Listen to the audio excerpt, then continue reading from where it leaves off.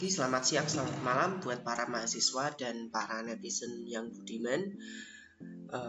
Pada video kali ini kita sudah masuk pada pertemuan kelima dasar pemrograman. Capaian kuliah pertemuan kelima ini, ya, di sini mahasiswa mampu menjelaskan dan menerapkan analisa dua kondisi komplementer atau lebih dari dua kondisi pada notasi algoritmik ataupun bahasa pemrograman. Yang kedua adalah mahasiswa mampu menjelaskan dan menerapkan analisis kondisi bersarang pada notasi algoritmik maupun pada bahasa pemrograman. Nah, yang pertama adalah analisa dua kondisi. Pada video sebelumnya kita sudah bahas analisa tentang satu kondisi, ya, menggunakan if. Nah, untuk analisa dua kondisi, ya, di sini adalah pengecekan terhadap satu kondisi yang memenuhi syarat. Jika benar, lakukan aksi. Jika tidak, lakukan aksi lainnya. Jika kemarin pada satu kondisi saja, aksi dilakukan jika benar. Jika salah, tidak dilakukan apapun. Sedangkan dua kondisi, ya, di sini menggunakan keyword if dan else, ya. If ini untuk notasinya, ya. If kondisinya apa? Kondisi jika true akan then melakukan aksi. Else dilakukan aksi yang lain. Ini dua kondisi. Nah, perhatikan indentasinya, ya, di sini, ya. Khususnya karena kita menggunakan bahasa pemrograman Python. Nah, pada Python, ya, di sini if kondisi titik 2 aksi, else titik 2 aksi. Ini diterjemahkan pada Python seperti ini. Ini ada contoh, ya, algoritma untuk mengecek bilangan genap atau ganjil dari masukan X. Ya, di sini kamusnya X diisi 0, X sama dengan 0. Lalu input X, di sini X sama dengan int input X, ya. Pakai int, ya, karena input itu by default string, maka di typecasting menjadi integer. Lalu X persen 2, persen itu modulo, sisa hasil bagi, ya, sama dengan 0. Jika sisanya 0, maka genap. Dituliskan di Python, ya, X modulo 2 sama dengan 0. Apakah X di modulo 2 sama dengan 0? Ya, else print ganjil seperti ini, sama. Next, di sini, ya, di sini ada contoh kasus analisa dua kondisi. Ini adalah flowchartnya, ya. Saya ingatkan lagi, ini adalah sebuah flowchart, ya. Flowchart itu diagram alir, ya. Tanda kotak ini adalah merupakan proses, ya. X sama dengan 7, X diisi 7, lalu tanda belah ketupat seperti ini adalah melambangkan kondisi, ya. Jika X modulo 2 sama dengan 0, jika yes print genap, jika tidak print ganjil, finish. Jadi ini adalah satu notasi algoritmik tapi bisa menghasilkan dua aksi yang berbeda, ya, seperti ini. Ini printnya P-nya kecil, ya. Next, luarannya ganjil finish, ya, luarannya habis ganjil lalu print finish. Berikutnya adalah analisa banyak kondisi, ya. Untuk banyak kondisi, ya, di Python khususnya atau di notasi algoritmik akan memilih variasi aksi berdasarkan pasangan kondisi yang sesuai. If adalah kondisi ke-1, ya, jika memenuhi maka lakukan aksi ke-1, else if kondisi kedua, dan seterusnya. Else if lagi sampai dengan else. Nah, dalam bahasa pemrograman Python, ya, if tetap if dan else if ditulis dengan elif, ya, ditulis dengan elif.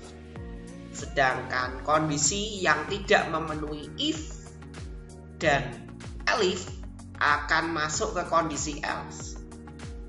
Pertanyaannya, Pak, kalau saya hanya menuliskan if dan elif saja tanpa else boleh tidak? Boleh, ya, boleh. Jadi kita menuliskan kondisinya if dan elif tanpa else boleh. Ya. Lalu X di sini. Penulisan lain untuk analisis kasus, analisis banyak kasus itu kita bisa menggunakan depend on. Ya, depend on. Depend on nama kondisi ke-1, ekspresi 1, kondisi kedua, ekspresi kedua. Ya. Dan seterusnya.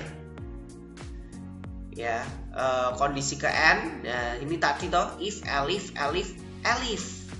Ya, kalau di sini depend on kondisi ke-1, kondisi kedua, kondisi ke-n dan else, ekspresi else. If, elif, elif, elif, else. Ya, jadi boleh terakhir elif, boleh terakhir else. Tergantung nanti kasusnya seperti apa. Nah, elif. Apa sih elif? Elif dalam kode di atas adalah singkatan dari else if. Pada bahasa pemrograman lain menggunakan keyword else is, if ya, else if. Seringkali dipakai untuk menggunakan ekspresi boolean majemuk, compound boolean expression. Dalam pengujian kondisional misalnya di sini if ya x lebih kecil dari y dan x lebih kecil dari z. Print x adalah yang terkecil. Elif y lebih kecil dari z, y adalah yang terkecil. Else print z adalah yang terkecil. Anda mungkin bisa berpikir seperti ini, bisa berpikir logikanya ini enggak? Jika x lebih besar dari lebih kecil dari y dan x lebih kecil dari z, pasti ya x menjadi yang terkecil. Ya. Tapi jika tidak, apakah y lebih kecil dari z? Ya, apakah y lebih kecil dari z? Nah, kalau sudah masuk elif y lebih kecil dari z, pastinya di sini y lebih besar dari x. Ya, pastinya y lebih besar dari x. Karena tidak memenuhi ini. Ya, karena tidak memenuhi ini. Kalau enggak y lebih besar dari x, ya z lebih besar dari x. Makanya di sini dicek apakah y lebih kecil dari z. Jika y lebih kecil dari z, maka y adalah yang terkecil. Jika tidak, z yang terkecil. Jadi logikanya seperti itu ya. Jadi di dalam if dan elif kita bisa menggunakan ekspresi boolean yang cukup banyak, menggunakan beberapa kombinasi operator, ya baik operator pembanding dan operator logika, and or seperti itu. Ya, operator pembanding lebih kecil, lebih besar, sama dengan, dan operator logika. Itu ketika kita menggunakan if atau elif. Lalu kondisi dengan satu ekspresi konstan, ya. Jika kondisi ke-1 ke n, kondisi ke-1 ke-2 ke n dapat dinyatakan dalam bentuk nama konstan, ya, konstan expression, maka dapat digunakan switch. Tapi sayang, switch ini tidak ada di dalam bahasa pemrograman Python, ya. Hanya ada di C, C++, C# atau C Crash ini ya, dan Java. Nah, memang bagusnya switch itu bisa langsung, kalau bahasa Jawanya itu jujuk, ya jujuk. Jadi dari case 1 dia langsung jujuk ke case berapa sesuai dengan konstan ekspresinya.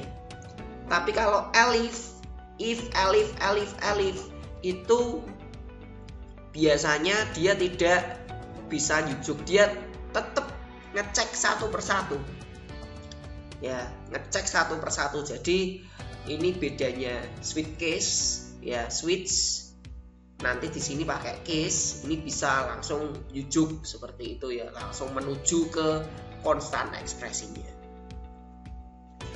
Nah, di sini ada contoh ekspresi konstan depend on bulan.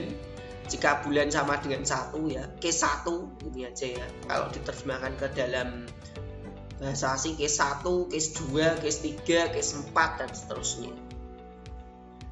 Nah, notasi pada Python tadi sudah tidak ada ya. Jadi program notasi algoritmik untuk mengecek bilangan bulat positif, negatif, 0 di dalam bahasa Python dia pakainya if, else, elif dan else ya. Kalau di sini ini bahasa notasinya ya. Bahasa notasinya nanti Anda bisa cek dengan tuliskan dengan Python.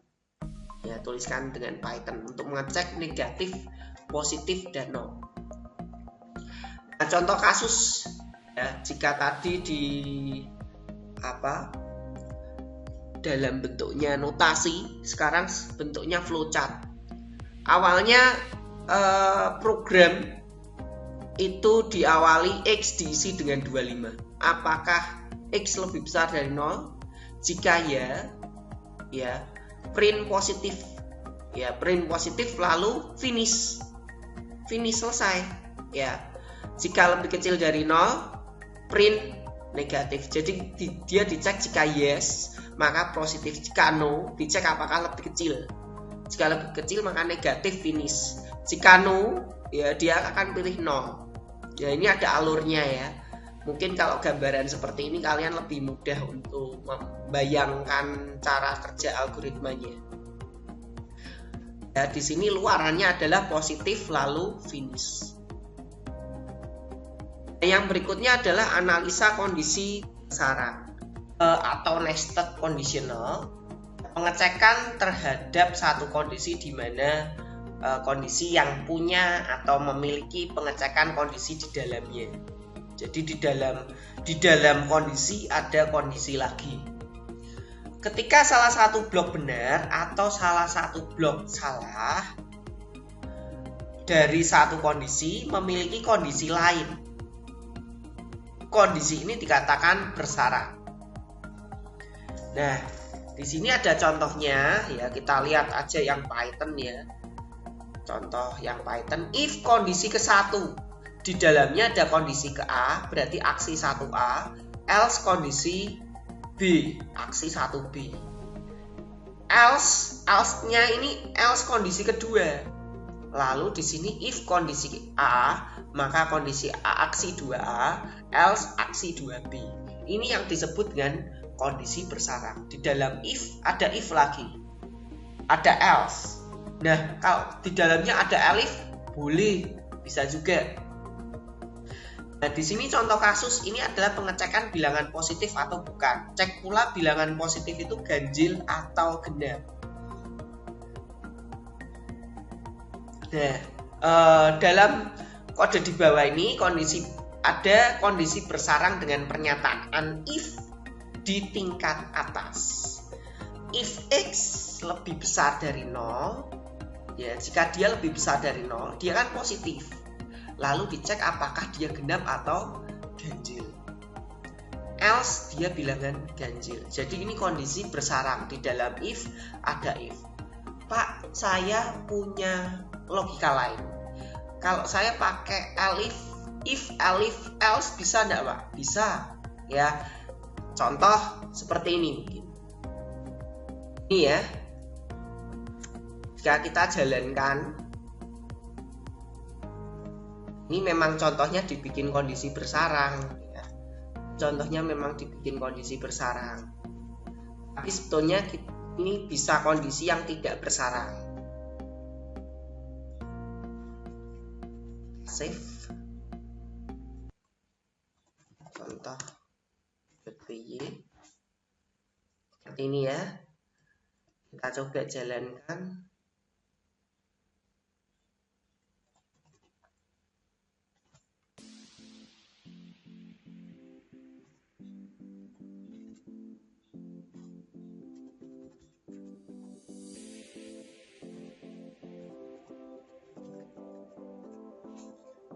Ya, button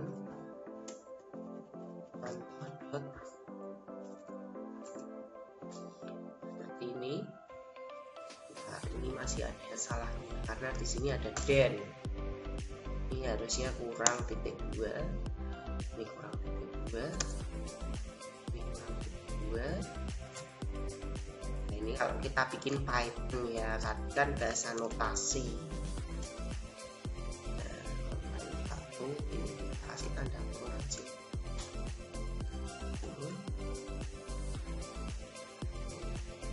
Oh iya, ini masih kurang. Sama dengan 10.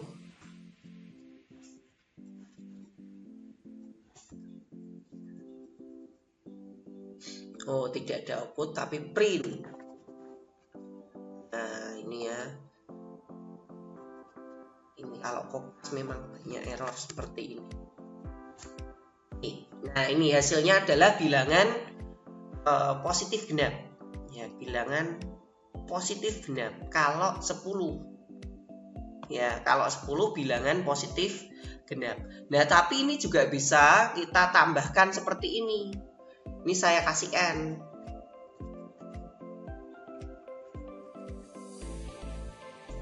N seperti ini. Ya, N seperti ini. Lalu di sini saya kasih elif.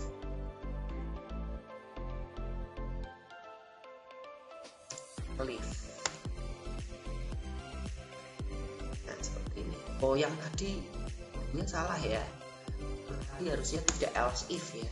Nah, seperti ini.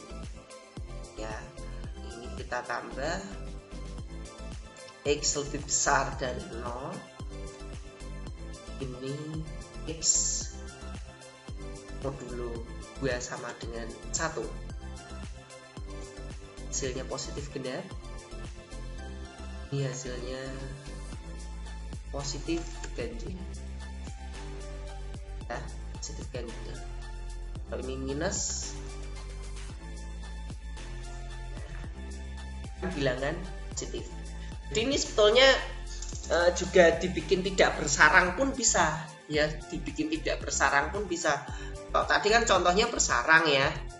Nah, ini juga bisa dibikin tidak bersarang. Nah, seperti ini. Nah, ini ya, seperti ini. Nah, dibikin bersarang atau dibikin kalau seperti ini sarang. Ya, seperti ini bersarang. Kalau contoh yang tadi dibikin seperti tadi tidak bersarang, hasilnya juga sama. Ya, tidak ada masalah. Nah, ini ya. Jadi gambaran flowchartnya kurang lebih seperti ini. Ya. X sama dengan 35. Jika X lebih besar dari 0, jika yes, maka akan dicek apakah dia modulo 2 lebih besar dari 0, sama dengan 0. Jika sisa hasil bagi 2-nya sama dengan 0, berarti dia akan genap. Tapi tidak, dia masuk bilangan ganjil. Ya, lalu print finish. Ya, tapi kalau dia tidak lebih besar dari 0, berarti dia bukan positif. Tapi kalau dia bagi 2, sisanya 0, dia masuk genap. Ya, seperti itu. Ini luarannya bilangan positif ganjil. Itu ya. Nah, mungkin cukup sekian ya untuk materi teori, singkat saja. Terima kasih, selamat belajar, dan untuk materi praktek akan saya lanjutkan pada materi praktek berikutnya.